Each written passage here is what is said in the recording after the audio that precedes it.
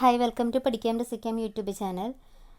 3ാം ക്ലാസ്സുകാരുടെ മലയാളം വർക്ക്ഷീറ്റിലെ പ്രവർത്തനങ്ങളാണ് ചെയ്തിട്ടുള്ളത്.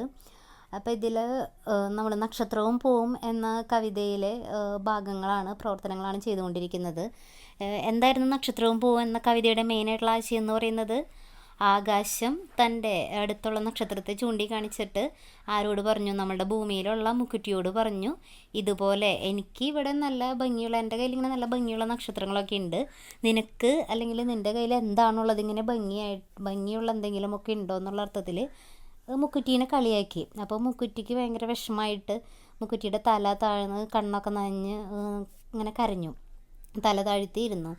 അപ്പോഴാണ് പെട്ടെന്ന് നല്ല ശോഭയോടെ നല്ല ഭംഗിയോടെ ഒരു പൂവ് വിരിഞ്ഞത് മുക്കുറ്റിയിൽ. അപ്പം ഇത് കണ്ട് ആകാശം തന്നെ അമ്പരന്ന് പോയി എന്നാണ് പറയുന്നത്. അപ്പം ഇതാണ് നമ്മളുടെ കവിതയുടെ മെയിനായിട്ടുള്ള ആശയം. ഇനിയും കുറച്ച് ചോദ്യത്തിനുകൾ ഇന്ന് ക്ലാസ്സിൽ ടീച്ചർ ഓൺലൈൻ ക്ലാസ്സിൽ പറഞ്ഞിട്ടുണ്ട്, അതും നിങ്ങൾക്ക് കൂടുതൽ ആശയം മനസ്സിലാക്കാനായിട്ട് ഉപകരിക്കും. എന്തിനെ കാട്ടിക്കൊണ്ടാണ് മാനം മുക്കുറ്റിയോട് ചോദിച്ചത്? നക്ഷത്രത്തെ. ആരോടാണ് വീമ്പു പറഞ്ഞത്? ആകാശം മുക്കുറ്റിയോട്. എന്താണ് വീമ്പു പറഞ്ഞത്? ഉണ്ടോ ഒരെണ്ണം ഇവണ്ണം നിനക്കെന്നോടു മത്സരം കൂടാൻ. ഇത് കേട്ടപ്പോൾ മുക്കുറ്റിയുടെ ഭാവം എന്തായിരുന്നു? മുക്കുറ്റിയുടെ ശിരസ് താണുപോയി. പിന്നെ എന്താണ് സംഭവിച്ചത്? ഈറനായി മിഴികൾ. എങ്ങനെയാണ് മുക്കുറ്റിപ്പൂവ് ശോഭിച്ചത്? രത്നം പതിച്ചതുപോലെ. അതിൽ പറയുന്നില്ലേ, മുക്കുറ്റിപ്പൂവ് രത്നം പതിച്ചതുപോലെ കാന്തി എങ്ങും ചിതറുന്നു. ആരുടെ കണ്ണാണ് അഞ്ചിപ്പോയത്? ആകാശത്തിൻ്റെ. കണ്ണഞ്ചുമാറായി വ്യോമം എന്ന് പറയുന്നുണ്ട്. വ്യോമം എന്ന് പറഞ്ഞാൽ ആകാശം. ആകാശം അത്ഭുതപ്പെട്ടത് എന്താണ്? മണ്ണിൽ ഇത്രയുണ്ടാവുമോ ചന്തം എന്ന് പറഞ്ഞാണ് ആകാശം അത്ഭുതപ്പെട്ടത്. കാരണം ആ ഒരു മുക്കുറ്റിപ്പൂവ് വിരിഞ്ഞപ്പോൾ അത്രയ്ക്ക് ഭംഗിയായിരുന്നു. ഇനി പദശേഖരം വിപുലപ്പെടുത്താൻ കുറച്ചും കൂടി പര്യായ പദങ്ങളൊക്കെ പറഞ്ഞിട്ടുണ്ട്. പര്യായ പദം എന്ന് പറഞ്ഞാൽ എന്താ? ഒരു വാക്കിന് തന്നെ പല അർത്ഥങ്ങളുണ്ടായിരിക്കും. അപ്പോൾ അവ കുറച്ച് കൂടുതലായിട്ടുണ്ടെങ്കിൽ നമുക്കതിനെ പര്യായ പദങ്ങളെന്ന് പറയാം. അപ്പം അങ്ങനെയുള്ള കുറച്ച് പദങ്ങൾ ഇന്ന് പറഞ്ഞിരുന്നു ക്ലാസ്സിൽ. പൂവിന് എന്തൊക്കെ പറയാം? സുമം, കുസുമം, മലർ, അലർ. നക്ഷത്രത്തെ എന്തൊക്കെ പറയാം? നക്ഷത്രം, താരം, താരകം, ഉടു. ആകാശത്തെ എന്തൊക്കെ പറയാം? ആകാശം, വാനം, മാനം, വ്യോമം. പൂവ് നേരത്തെ പറഞ്ഞിട്ടുണ്ട് കേട്ടോ, അത് തന്നെ വീണ്ടും. പിന്നെ തല, അപ്പം അത് വേണ്ട കേട്ടോ, വീണ്ടും പൂവിൻ്റെ വന്നിട്ടുണ്ട്.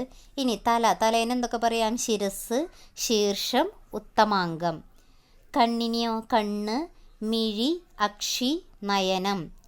മണ്ണാണെങ്കിലോ? മണ്ണിനെ പൂഴി, മൃത്ത്, മൃത്തിക.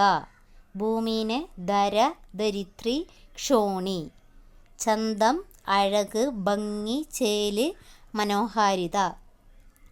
ഇനി ഇത് ടെക്സ്റ്റ് ബുക്കിലെ 58ാമത്തെ പേജിലെ പ്രവർത്തനമാണ് പദശേഖരം. ഇത് താഴ്മ, പാര്, വ്യോമം, ഈറൻ ഇവയുടെ മറ്റു പദങ്ങൾ കണ്ടെത്തി എഴുതണം. താഴ്മ നമുക്ക് എന്തൊക്കെ പറയാം? വിനയം, ഒതുക്കം, ശാലീനത, അടക്കം. നല്ല അടക്കവും ഒതുക്കവുമുള്ള കുട്ടി എന്നൊക്കെ പറയില്ലേ, എന്താ നല്ല താഴ്മയുള്ളത്. ഇപ്പോൾ മുക്കുറ്റിപ്പൊക്കെ കണ്ട വിനയത്തോടെയൊക്കെ നല്ലതിൽ നിൽക്കുന്നതാണ് മുക്കുറ്റിയൊക്കെ. വ്യോമം എന്തൊക്കെ പറയാം? ആകാശം, വാനം, മാനം. ഇനി പാര്, ലോകം, പ്രപഞ്ചം. ഈറൻ എന്ന് പറഞ്ഞാൽ നനയൽ അല്ലെങ്കിൽ ഈർപ്പമുള്ള, നനവുള്ള, അതിനെയൊക്കെയാണ് ഈറൻ എന്ന് പറയുക, അല്ലെങ്കിൽ വെള്ളത്തിൻ്റെ ഒരു അംശമായത് എന്നൊക്കെ പറയാം. ഇനി സംഭാഷണം എഴുതാം. ആകാശം, നിനക്ക് എന്നോട് മത്സരിക്കാമോ? മുക്കുറ്റി, അയ്യോ, അങ്ങയോട് മത്സരിക്കാൻ ഞാനില്ല. ഇനി ബാക്കിയുള്ള സംഭാഷണം എഴുതണം.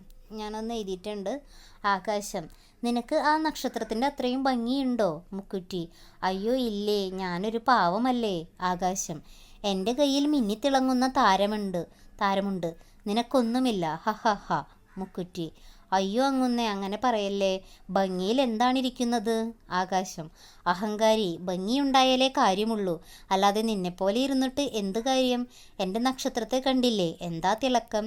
എൻ്റെ അമ്പിളിയമ്മാവനെ കണ്ടില്ലേ, എന്തൊരു ഭംഗി? നിനക്ക് എന്തുണ്ട്? മുക്കുറ്റി, എനിക്ക് ഒന്നുമില്ല, കരഞ്ഞ് തല താഴ്ത്തി നിൽക്കുന്നു. അപ്പം ഇത്രയാണ് എഴുതിയിട്ടുള്ളത്. വേണമെങ്കിൽ ഇനി കുറച്ചും കൂടിയൊക്കെ ഒരു കംപ്ലീറ്റ് ആക്കാൻ വേണമെങ്കിൽ പിന്നെയും ഇനി ആകാശം കണ്ട് എന്താ പറയുക, ഇങ്ങനെ പറഞ്ഞുകൊണ്ടിരിക്കുമ്പോഴാണ് പെട്ടെന്നൊരു പൂ വിരിയുന്നു. അപ്പോൾ അത് കഴിയുമ്പോൾ ആകാശത്തിന് അത് കണ്ട് ഇത്രയും ഉണ്ടാകുമ്പോൾ ചന്തം എന്നൊക്കെ ചോദിക്കുന്നു. അപ്പോൾ മുക്കുറ്റിപ്പൂ കുറച്ചുകൂടി തലയൊക്കെ ഉയർത്തി നിൽക്കുന്നു. അപ്പോൾ ആകാശം ഇങ്ങനെ പറയാണ്, എന്താ പറയുക, തുടർന്ന് എഴുതാവുന്നത് വേണമെങ്കിലാണ് കേട്ടോ പറയുന്നത്. ആകാശ് അപ്പം എന്ത് പറയും, ഇത് കണ്ട് അയ്യോ ഞാൻ നേരത്തെ പറഞ്ഞതിന് എന്താ പറയുക മാപ്പ് ചോദിക്കുന്നു എന്നൊക്കെ പറഞ്ഞിട്ട് അങ്ങനെ വേണമെങ്കിൽ എഴുതാം. അപ്പോഴും നമ്മളുടെ മുക്കുറ്റി ലാസ്റ്റ് എന്തേ പറയാവൂ, അങ്ങനെ അയ്യോ മാപ്പൊന്നും ചോദിക്കേണ്ട എന്നൊക്കെ നല്ല രീതിയിൽ തന്നെ. കാരണം മുക്കുറ്റിക്ക് എപ്പോഴും നല്ല വിനയവും നല്ല ഒരു എളിമയൊക്കെയാണ് ഉള്ളത്. അപ്പോൾ ആ രീതിയിൽ വേണമെങ്കിൽ സംഭാഷണം കണ്ടിന്യൂ ചെയ്യാവുന്നതാണ് വേണമെങ്കിൽ, അല്ലെങ്കിൽ ഇത്ര എഴുതിയാലും മതി. Okay, thank you.